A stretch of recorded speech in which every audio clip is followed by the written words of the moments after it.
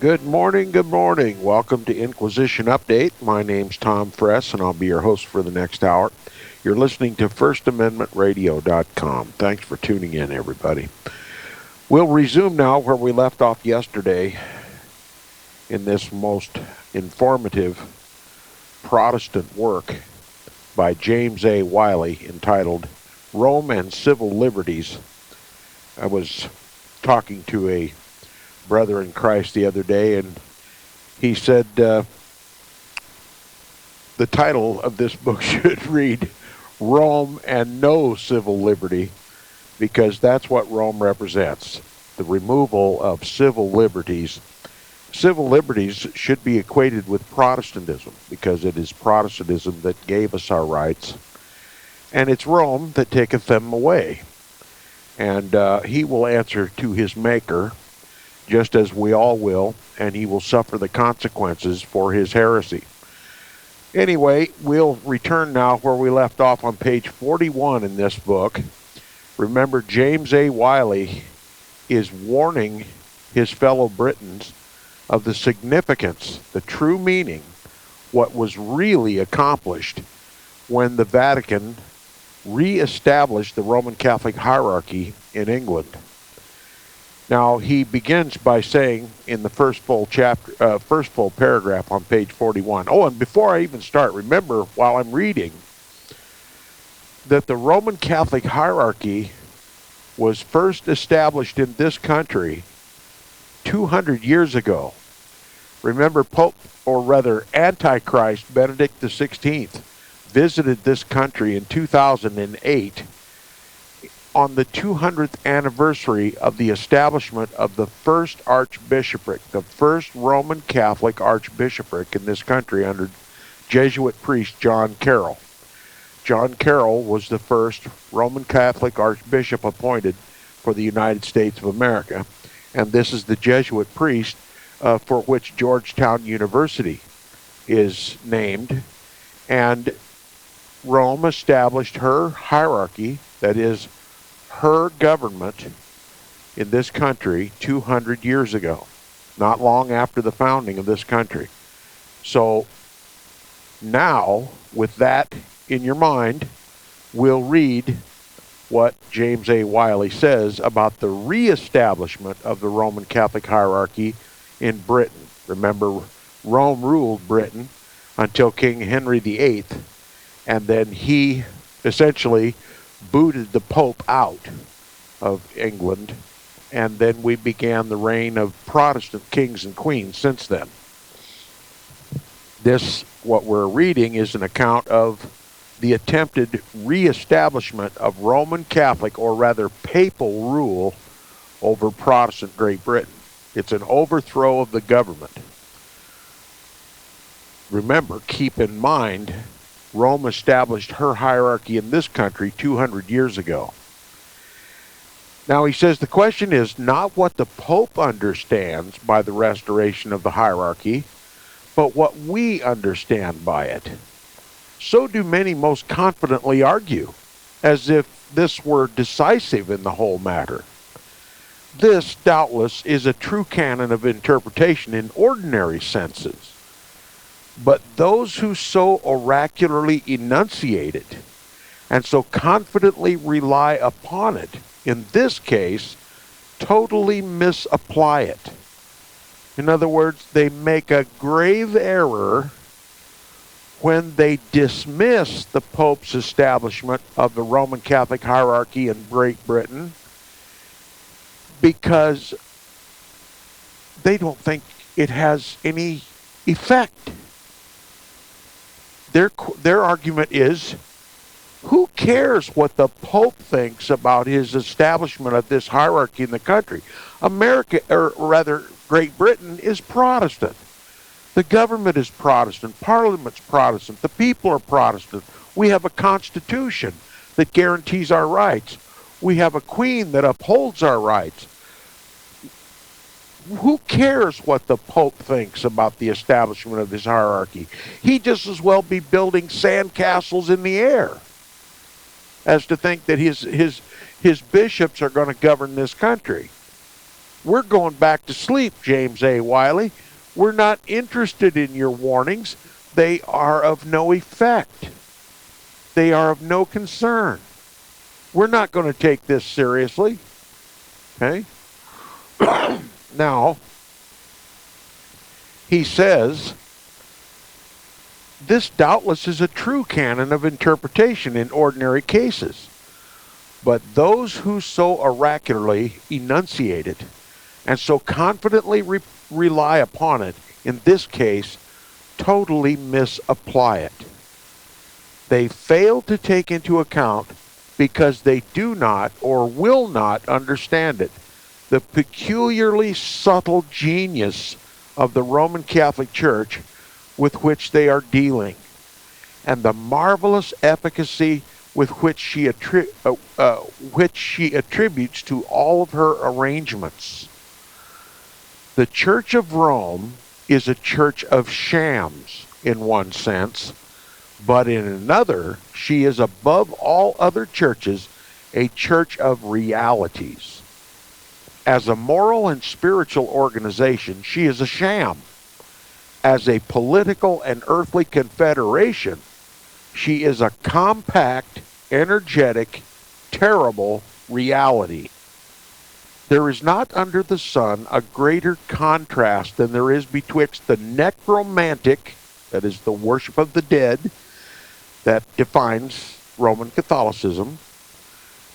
There is no greater contrast under the sun betwixt the necromantic and illusory character of the agency which she employs for her spiritual ends, and with which, nevertheless, she leads a great many clever people, as we say, by the nose, and the intense common sense, and the almost, indeed, we may say, altogether superhuman knowledge of human nature, especially of its weaknesses, with which she labors to attain her political and worldly objects.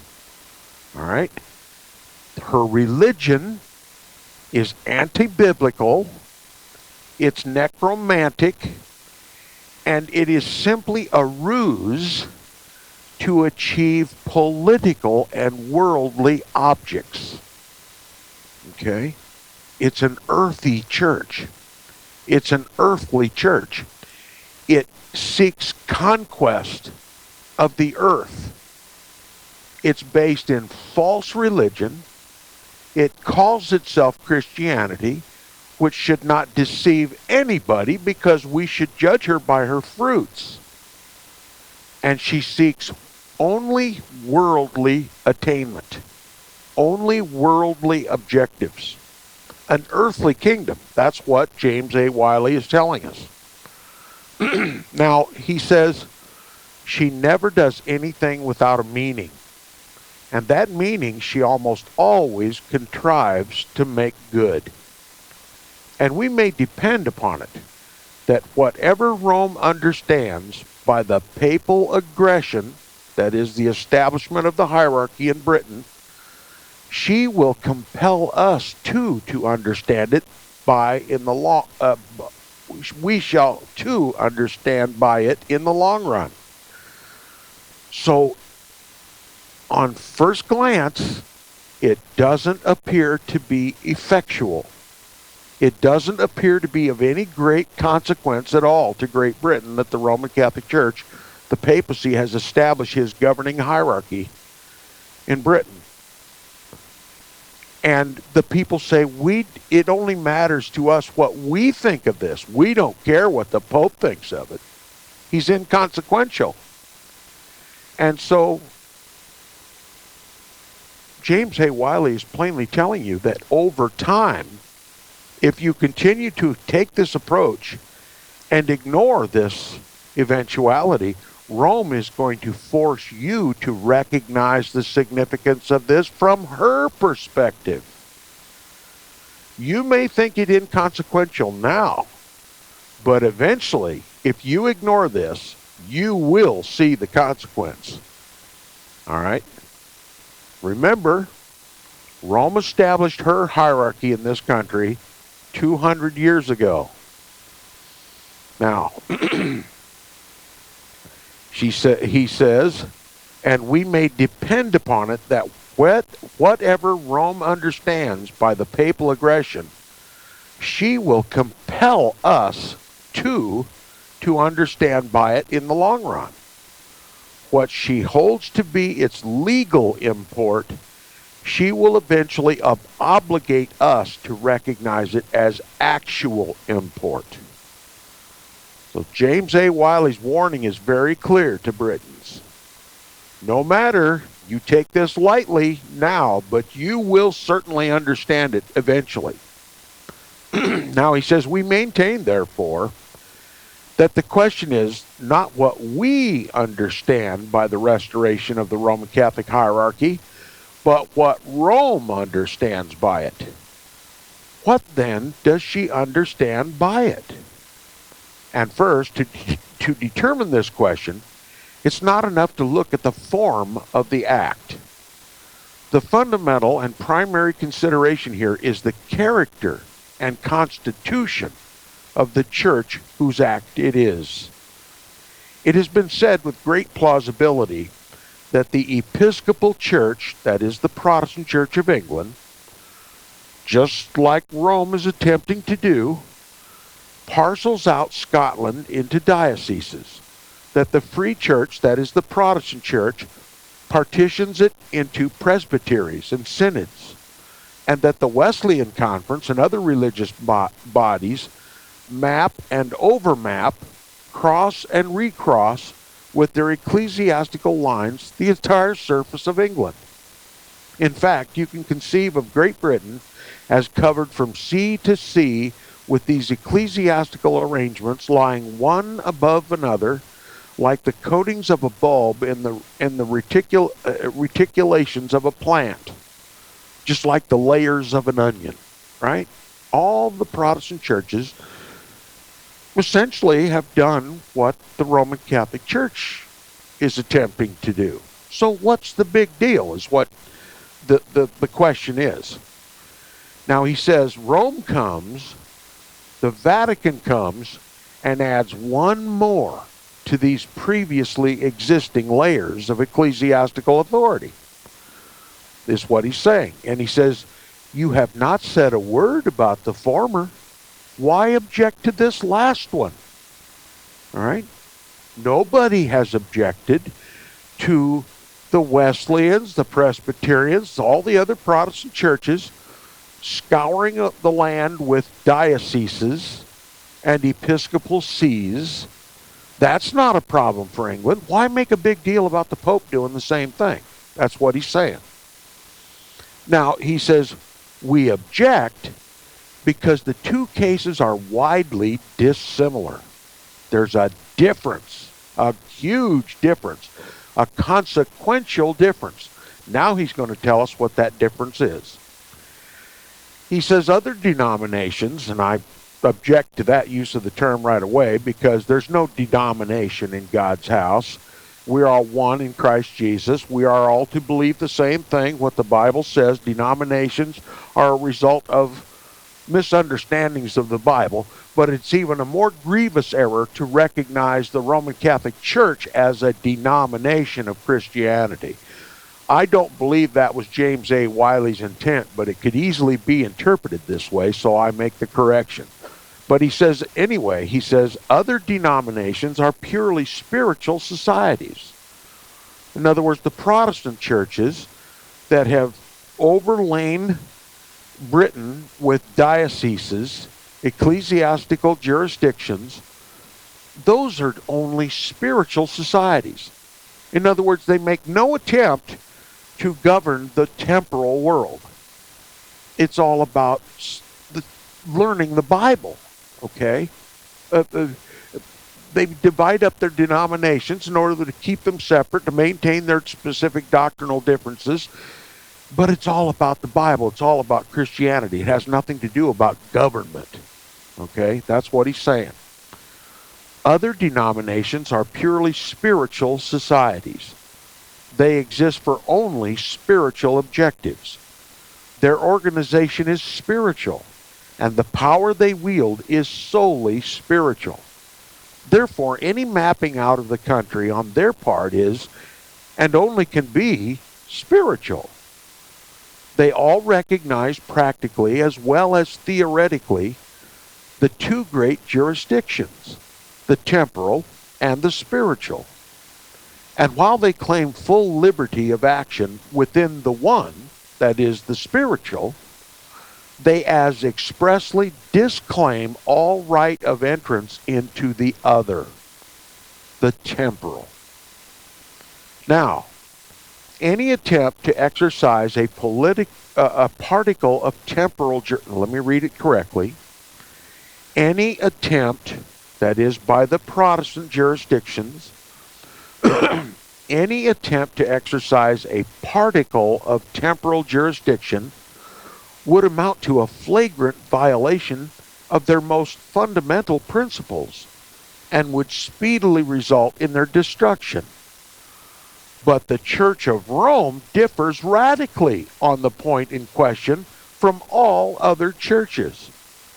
She is not a pure, but a mixed society. Now, what is the difference between a pure and a mixed society? One that is pure is merely spiritual.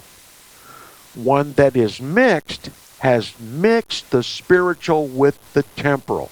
In other words, it's not just a spiritual house, it is a temporal, legal jurisdiction. It's all about government. All right? He says Rome, that is the Vatican or the Roman Catholic Church, is not a pure but a mixed society. The secular element enters as largely as does the spiritual in her constitution. Okay, the Constitution of the Roman Catholic Church, that is Roman Catholic canon law, demands that not only is the Pope the spiritual leader of the Roman Catholic Church, the sole spiritual authority in the Roman Catholic Church, the sole teacher of Roman Catholicism, but he is also the king of not only card-carrying baptized Roman Catholics, but the legitimate governor of the world. No matter where you live, no matter what your religion. He's not just a priest. He is a potentate, a global potentate, as if Christ were reigning on the earth. Okay? That's the huge, vast difference between the Protestant jurisdictions, the ecclesiastical jurisdictions of England, overlay layer after layer after layer of differing Protestant jurisdictions. They are strictly ecclesiastical. They keep their hands completely off of government. Their concern is not the rulership of the temporal world. That is for those who are set up in the temporal realm, that they're voted on, by the people. The church keeps its business strictly holy and spiritual in the Protestant churches. That is not and never was and never will be the case of the Roman Catholic Church. Yes, it calls itself a church, but its primary influence in the world is temporal. Government. I hesitate to repeat one more time what I've said so many times. The Roman Catholic Church cloaks its temporal, its governing operations in the world under the pretense of a religious society. No, it can't legitimately be called a church. Okay, in the way we understand the church, as the Bible describes the church. It cannot be a part of it. Rome doesn't go around proselytizing people. She just gets control of the government and forces you to obey her laws. It's all about governing the natural world, governing the physical world. It has nothing to do, at least if the Bible is your measure of a church, it has nothing to do with the Bible. It has nothing to do with spirituality. Okay, I've beaten up that horse till it's glue, but for any new listener coming on, it would be very important to understand all these things. That's why I rehearse them so frequently.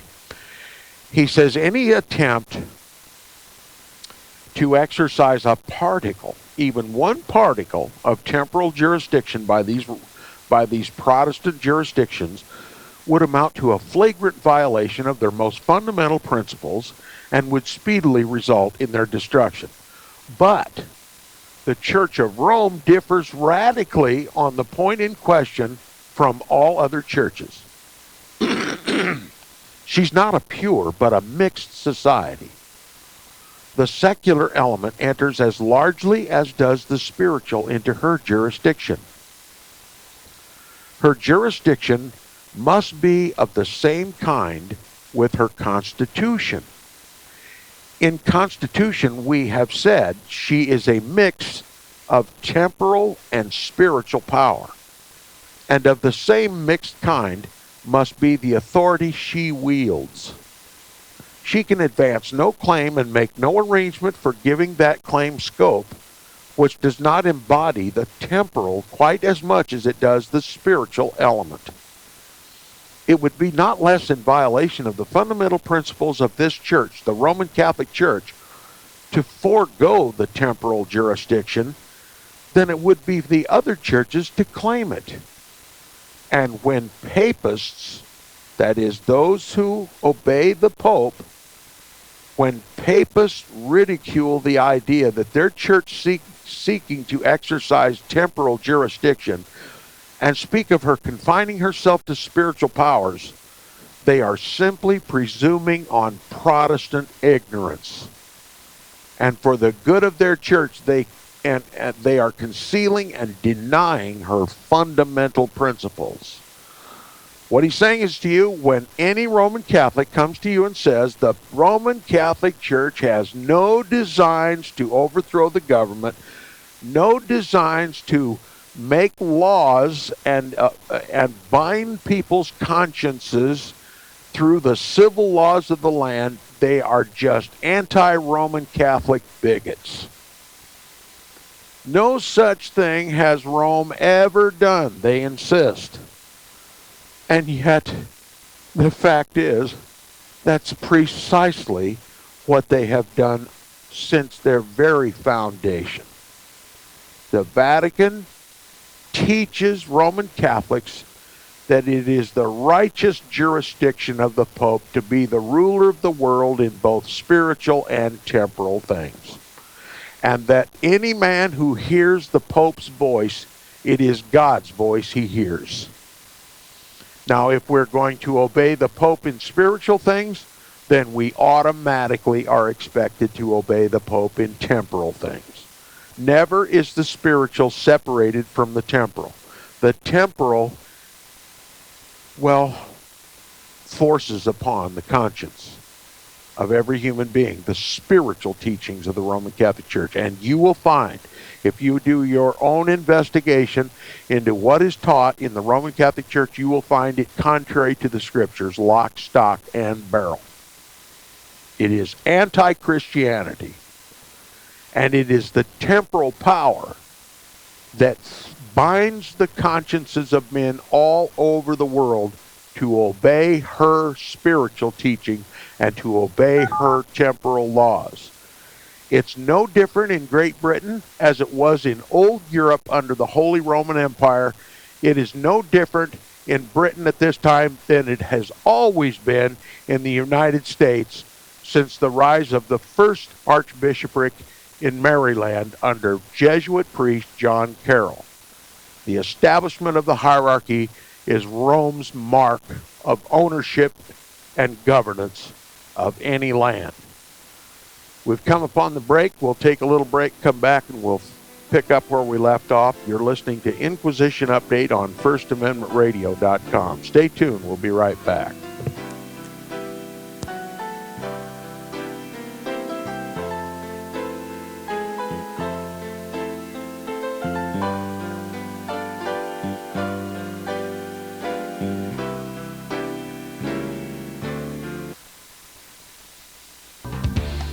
Hear it first on FirstAmendmentRadio.com. and FirstAmendmentRadio.net.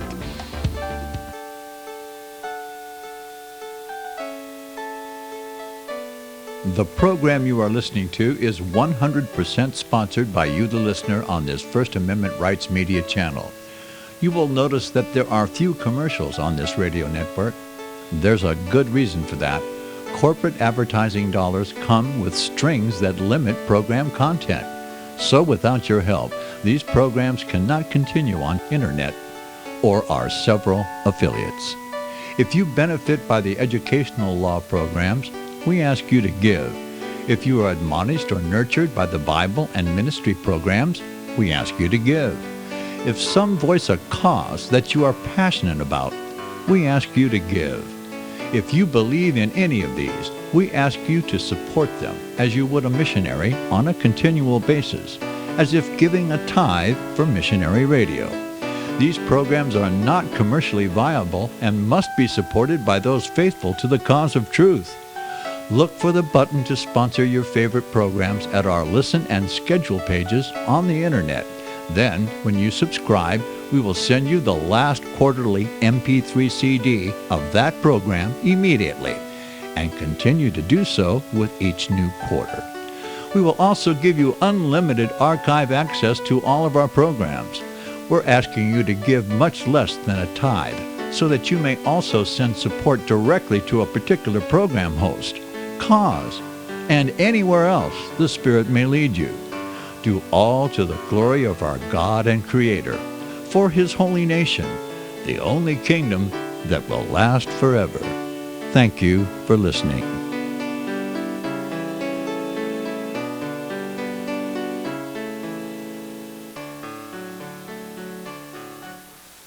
Since the beginning of time, kings have sought it, nations have fought for it.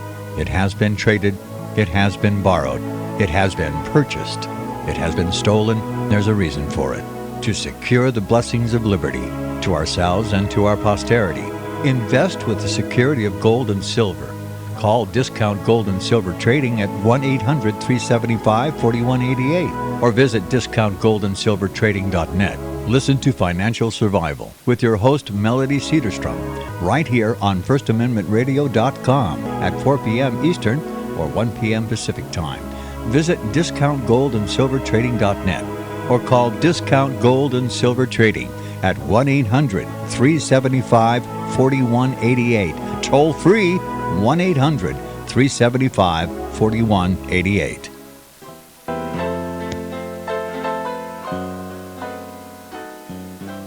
Okay, welcome back from the break. You're listening to the second half hour of Inquisition Update, and if you'd like to support the program, keep these messages coming, please support First Amendment Radio, who sponsors this program. And if you'd like to email me, please do so, tom@seawaves.us. That's tom@seawaves.us. And I'm slow at times, but eventually I always answer email that require an answer. And I remind that many listeners just send me information, don't require a response. So I don't clutter up their email boxes with a lot of unsolicited email. But if you have a question and you'd like a response from me, please make it clear in your email, and so no one's offended if I don't respond, because I don't respond to email that doesn't expect a response. It's just a consideration for the valuable use of my time, and with equal regard for the valuable use of my listeners' time. So if you didn't receive an email from me and you were expecting one, just rattle my chain a little bit and I'll get to it. Okay, now we're going to get back to some more understanding, vital understanding from James A. Wiley. What is this monster called the Roman Catholic Church? How does she get control? How does she make conquest of every land?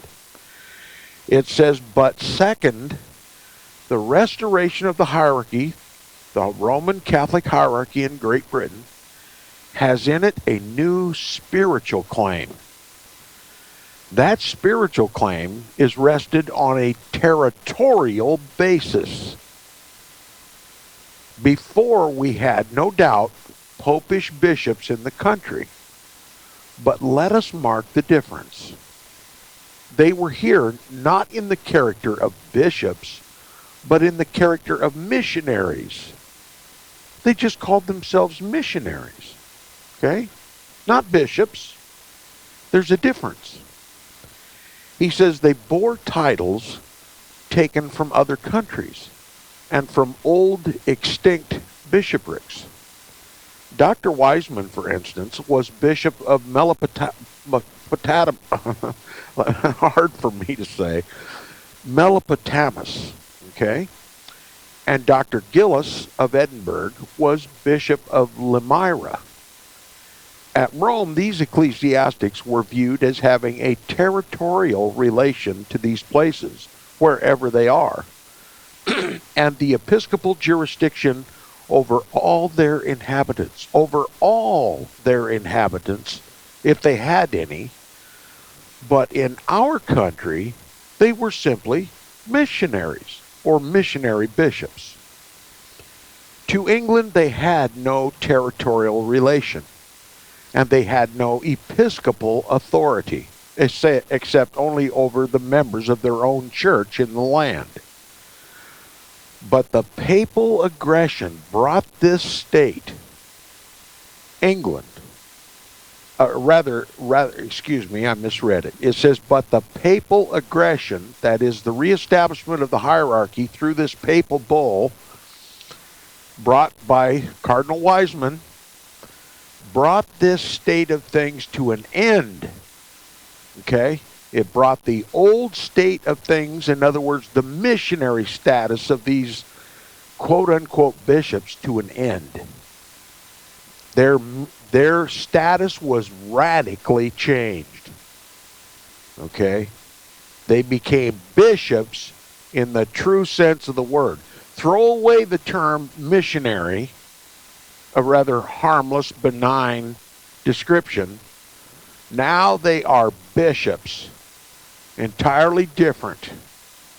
Okay? They're not to be dismissed any longer.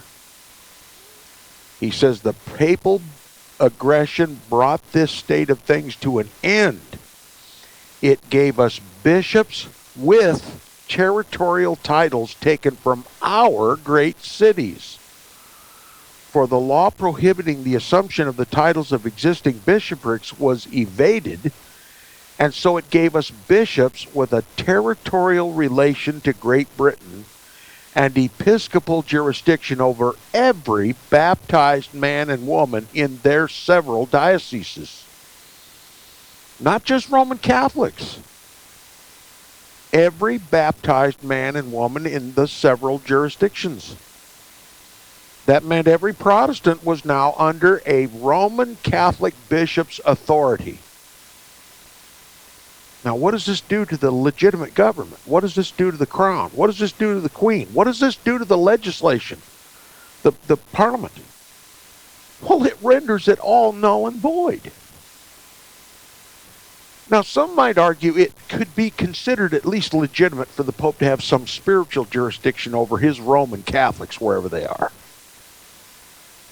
And one might even ill-advisedly turn his eyes away from the Pope claiming some temporal jurisdiction over Roman Catholics in the church. Okay? I mean, I see the horror in that. Most people on first glance wouldn't see it. But that's not what we're talking about. We're talking about these previously known as missionaries taking on a whole new character. And that they don't just govern Roman Catholics in the temporal realm. They govern everybody in that jurisdiction. In other words, everybody, man, woman, or child, whether Roman Catholic or Protestant or any other religion, are now the subjects of the Pope. They don't belong to the Queen anymore. They don't belong to the Parliament anymore. They don't have, the Queen and the Parliament have no more to say about their governance. It's literally what it sounds like. It's an overthrow of the government.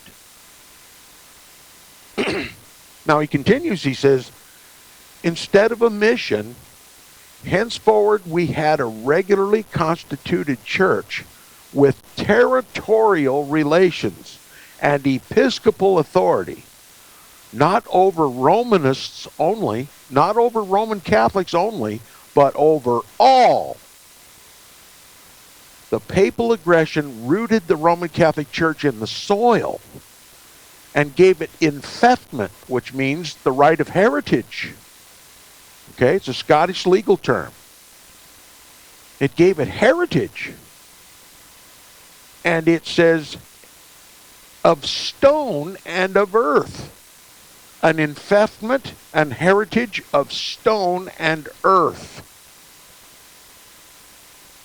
They conquered the land simply by changing the title of these bishops from missionaries to bishops. It was a legal conquest of the land and all that's built upon it and all who live within it. Now he says the papal aggression rooted the Roman Catholic Church in the soil and gave it infeftment, as it were, of stone and earth. The Pope stamped his seal upon Great Britain as his own to distribute territorially, to teach doctrinally, and to govern by direct spiritual power and indirect temporal power. There is neither church nor Christianity in Great Britain in the eyes of the Church of Rome but herself. Do you understand the importance of what James A. Wiley is telling the Brits? You've lost your country. Does it really matter what we think about the Pope's decrees? Or does it matter what the Pope thinks of his decrees?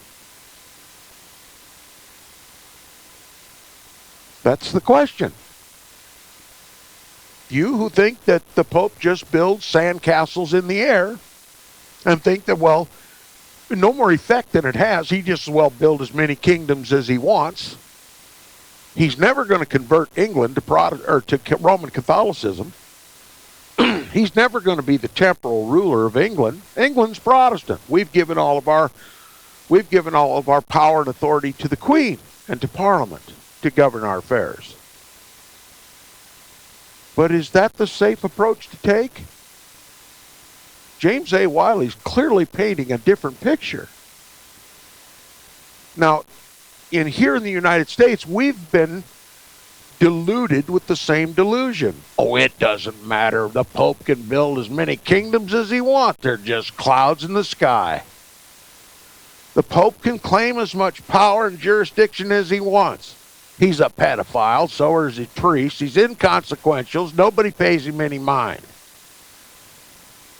But your voice tends to get a little bit more serious when you realize that Congress is run by the most powerful Roman Catholics in this country. Jesuit-trained Roman Catholics.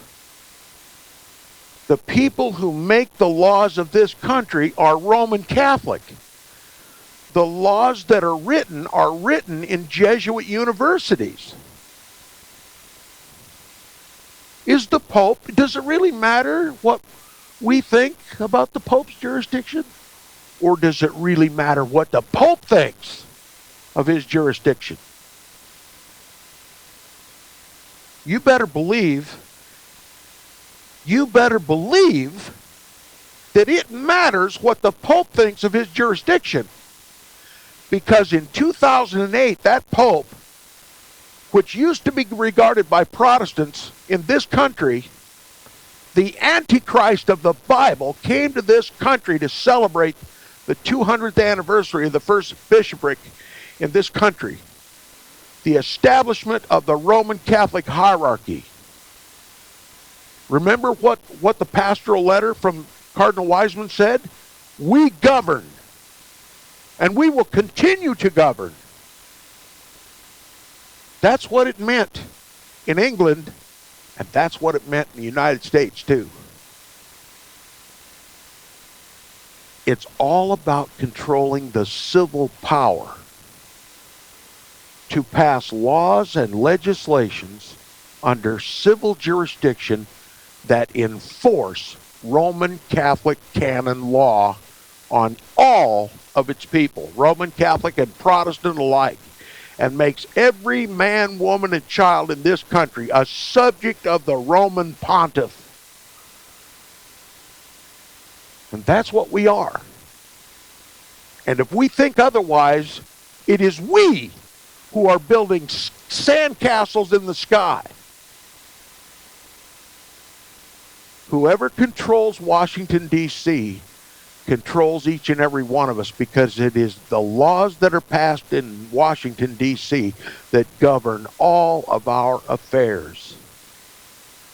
And each one of us, if we take it upon ourselves to violate any of those laws, we come under Roman jurisdiction, and our papist politicians and law enforcement officers put us in the Inquisition, the penitentiary, to do penance to the Pope. Is it starting to open up your eyes a little bit? The very warning that James A. Wiley gave Protestant Great Britain was given in this country. I've read the books right here on Inquisition Update of the early warnings given by true Protestant leaders, true Protestant pastors, true Protestant shepherds to the people of this country. Beware of Rome, beware of Rome. And America never heeded those warnings. It was as if to say, leave us be in our slumber. Don't wake us up until America is converted. Well, Rome has converted us. And that's the way it is. Now, are we going to sit down and take it? Are we going to be subjects, unprotesting subjects of the Roman Pontiff, the Antichrist of the Bible? Or are we going to stand up and be subjects of Jesus Christ and Him only?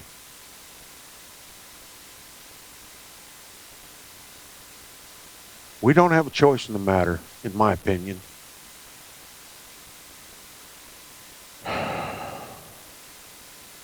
He says there is neither church nor Christianity in Great Britain in the eyes of the Church of Rome, but herself.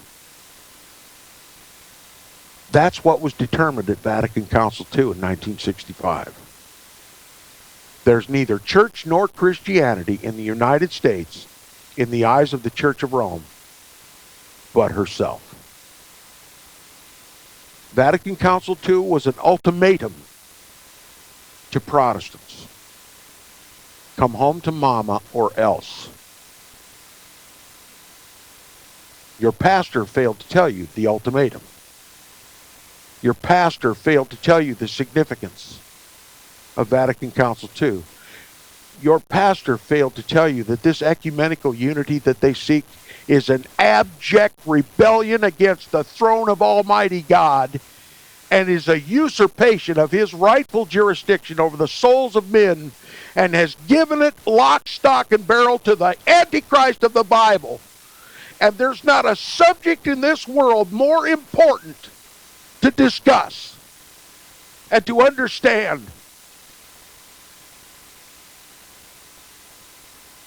Now, I suppose, as a nation, this warning will be unheeded.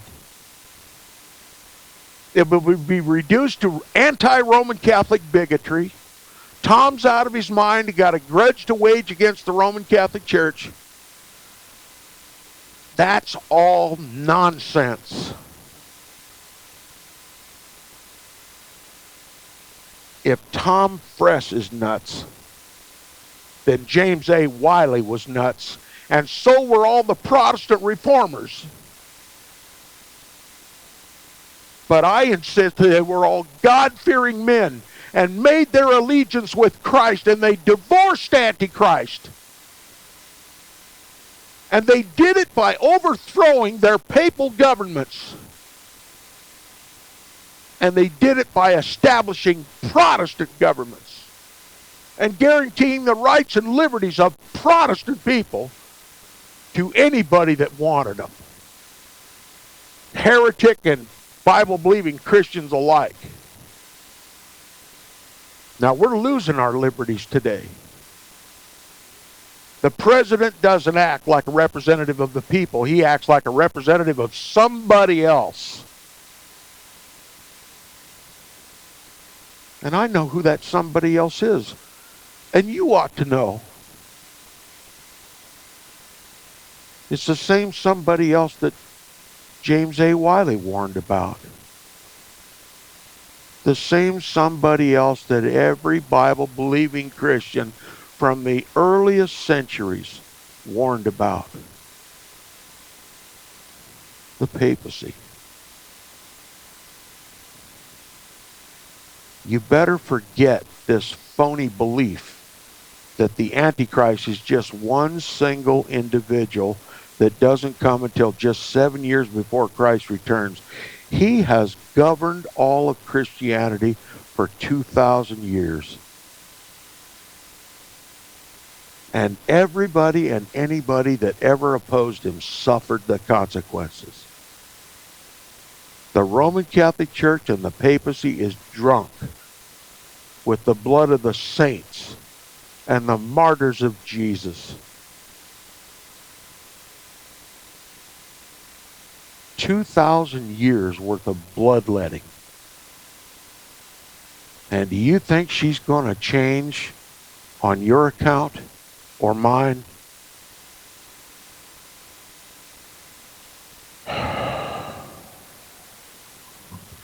Only when you can actually build sandcastles in the air. Now he says, not to go back upon the specimens of papal vauntings already given us as decisive of the light in which the papal aggression to this hour steadily prosecuted, was held by its authors, we adduce only the figure of Dr. Wiseman. Quote, Catholic England, unquote, said he in his pastoral letter, had been restored to its orbit in the ecclesiastical firmament from which its light had long vanished, and begins anew its course of regularly adjusted action round the center of unity, the source of jurisdiction, of light, and of vigor, unquote. Who or what was this unhappy planet, this son of the morning, which had long been fallen from heaven? Not the Romanist body in England, surely. It had never stayed from it had never strayed from its orbit. Its light had not been long vanished. This fallen star, without doubt, indeed, there is a heresy in the cardinal's words. In the cardinal's words, should we interpret them otherwise, Great Britain, the whole body of the people, which for 3 centuries had strayed in the gloom of Protestant night, but which by the grace of the Pope and the omnipotence of infallibility is now restored to its orbit. It was upon the British people as such that Rome fastened this claim, which she holds to be legal and valid to all and every aspect, with territorial bishoprics in other Catholic countries, and to be enforced as such when circumstances shall permit, by the powers and penalties for that end made and provided. But third, this partitioning of the country is manifestly an usurpation of the powers of the sovereign, the Queen, to erect territorial sees and appoint is in virtue of the ecclesiastical supremacy, the Queen's sole prerogative.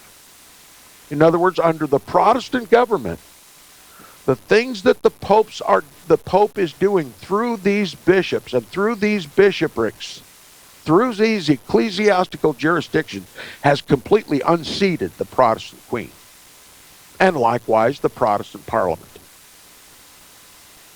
That's what James A. Wiley's saying. And while the Queen may still sit on her throne and the Parliament may still join session, the Pope's the governor. And so long as it is difficult or unlikely to overthrow that throne, it will be eventually. So saith the Pope. It says, so has the Constitution of the country decreed. But here comes a foreign potentate and does what the law declares the Queen and only the Queen has the right to do. Is not this an insult to the sovereign? Violate the law and degrade the nation? We are aware that there is a difference of opinion among ourselves as to this part of our Constitution, the ecclesiastical supremacy, to wit. But the question is not whether the church be right or wrong morally considered, but whether it is right or wrong legally and constitutionally considered. Whether, in short, the Queen's ecclesiastical supremacy be according to law. This admits of but one answer. Most undeniably, it is. Right or wrong, the nation has so ordained. If we wish that the laws of Great Britain should be changed, we will change them ourselves. We give no foreign power on earth. We give to neither the Pope nor the Kaiser the right to step in and alter our laws. But this man in purple, this Bishop Wiseman, has claimed a right to alter the laws. What the Queen could not do, for she has no dispensing power in the matter, what the nation would not permit any of its own courts and servants to do, this legate of a foreign prince, the Pope, has done. We maintain that he has committed a usurpation upon the Queen's prerogative and offered an affront to the nation's independence and dignity. That we put no forced interpretation upon this act, but that, on the contrary, Rome held that this was the real meaning of the papal aggression. We may quote the words of the Paris Universe on that day. The Universe distinctly tells us that the edict from the Flaminian Gate effaced all previous territorial sees in England and put down all ecclesiastical dignitaries set up by the Queen. In other words, it didn't overthrow just the government. It overthrew the Protestant Church. And isn't that what happened at Vatican Council II in this country in 1965? You've never heard anybody make more sense in your life, trust me. That's what happened. In America, Protestant America.